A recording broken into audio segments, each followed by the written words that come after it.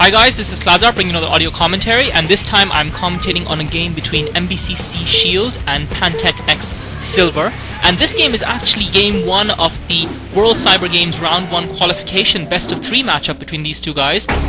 So this is the Korean World Cyber Games, and it's lucky really for the rest of us around the world that only 3 candidates get to represent Korea, because if you had the system as you have in the Olympics, where as many candidates as can meet a certain benchmark represent the nation, then basically you'd have 20 Koreans at each World Cyber Games and no one else would stand a chance. But I think as esports grows and develops into a proper sport over time, you're probably going to end up seeing something like that in the long run, though this does seem to work well for the time being. And obviously it's up to the sponsors how many slots they can afford to pay for. At the moment from Korea there are 3 slots, and usually they end up being 1st, 2nd and 3rd. That's usually how it goes. But let's hope for something this different this year. We do have some promising players in Europe, and hopefully they can come out and perform the win. One of the things that I don't like about the World Cyber Games is that they use all these boring old maps that no one plays anymore, at least that no one plays, that aren't played in Korea, and I guess they just maybe don't want to pay for the new maps or whatever it is. But I'd love to see the World Cyber Games in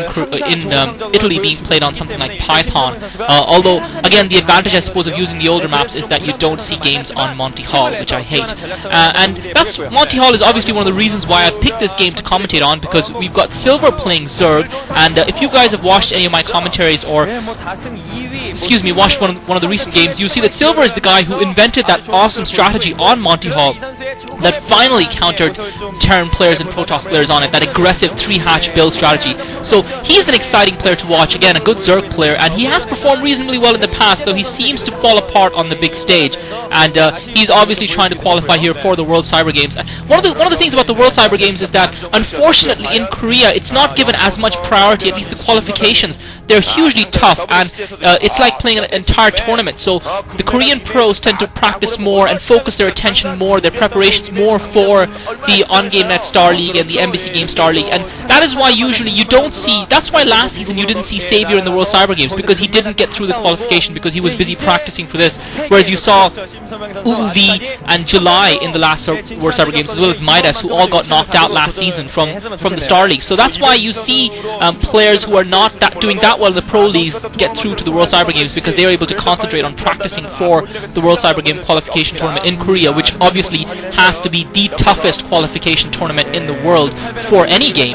So definitely I'm looking forward to this match. I'm looking to see what Silver can come up with here. He looks like he's gone for a pretty standard build. He did go for that spawning. He did go for 1 hatchery spawning pool. He's probably going to put on a 2nd hatchery now, so he's probably going to go for a 3-hatch build. And I think Silver is probably going for a standard build as well. They're playing this actually on Shin Peaks of Bikadu, which is what I was commenting on about the difference in the maps, and this is obviously a starter map which is played in the Pro Leagues. And so it'll be interesting to see, and C hasn't started his expansion yet. C hasn't gone for an expansion yet. He seems to be going for more of a standard build, but he has got that SCD in scouting Silver's base. Silver just pumping out a few Zerglings, and C has actually now started that command center, so he had only started that 1 barracks, and I was interested to see what he was going to do, why he was waiting, why he hadn't started the 2nd barracks or the refinery. So he has started up that command center, and I think C has kind of got an inkling of that. He's obviously gotten his Overlord Fort in there. Silver, has already gotten his hatchery morphing into lair, so this might be a stroke of genius by Silver. He hasn't gone, I haven't seen that 3rd hatchery put down by him yet. He's gone straight for that lair quite early on, and I think C is going to play right into Silver's hands here. C, of course, is a pretty good Terran player. He's a pretty solid Terran player, and he's had an upstanding record in the Pro League for MBC, and he is pretty high up in the power ranking this month as well. The problem with C, though, is he did crumble in front of Gorush and against Gorush. He just crumbled without a trace. He got completely destroyed without chance. And C now pushing out with his Marines and that SCV. Silver has more than enough Zerglings to deal with it. Obviously Silver has not scouted that command center because C waited till he had warded away the Overlord with his Marines before he actually started building that command center. So obviously Silver doesn't know what C was building behind that, and this is a very clever ploy from C. Just by pushing out by those Marines, he might be trying to get Silver into thinking that he is going for a medic and Marine push, and he might be going for 2 Rax Marines, whereas he's actually not even got his Academy up yet. He's only getting his Academy up now and getting that 2nd Rax up now.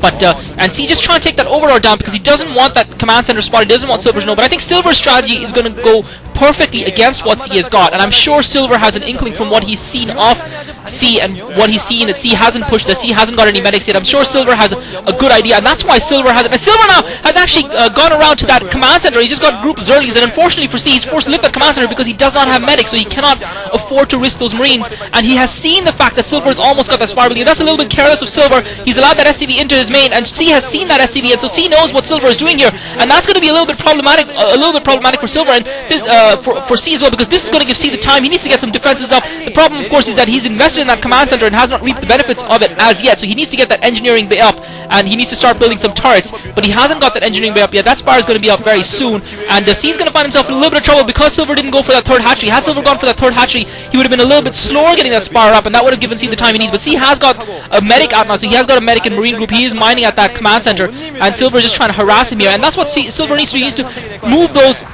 He's trying to lure basically those Marines away from that ramp so that he can try and run up it, and he's going to force C to come out and defend. C's got a firebat now as well, and the interesting thing about this is about Silver's play is he's playing the mind games really well here. He has a great idea of what his opponent's doing, because he didn't put down a single sunken earlier on in the game, even though C tried to pressure him into doing that by foraging forth with a few Marines and SCV. Instead, Silver built those Zerglings, and I think spending money on Zerglings obviously is far more economical, but it's also wiser than spending money on Sunkens. And C only now putting up that engineering bay. I'm not sure if he's going to have any turrets in time. Up in time. I'm sure he's practiced it, but I would feel that his practice build for getting those turrets up is probably geared towards a 3-hatchery Zerg build rather than a 2-hatch Zerg build. Of course, the problem for Silver is with those 2 hatcheries, he is a little bit weaker, and Silver now going in with those Zerglings into C's line of SCVs, forcing C back. C was just trying to go forage, and that's very clever play by Silver. He's just kept C back, and now he's got those Mutalisks up, and I'm not sure what C has to defend this, and Silver with those Mutalisks, and C just trying to hold those Mutalisks off, and what C's trying to do is by pushing forward, he's trying to make sure that those Mutalisks don't go for his mineral line, don't go for his main, and Silver with some great Mutalisk micros already picked off about 4 Marines, and C now using the ramp to his advantage to try and counter the fact that Mutalisks obviously have a greater visibility area.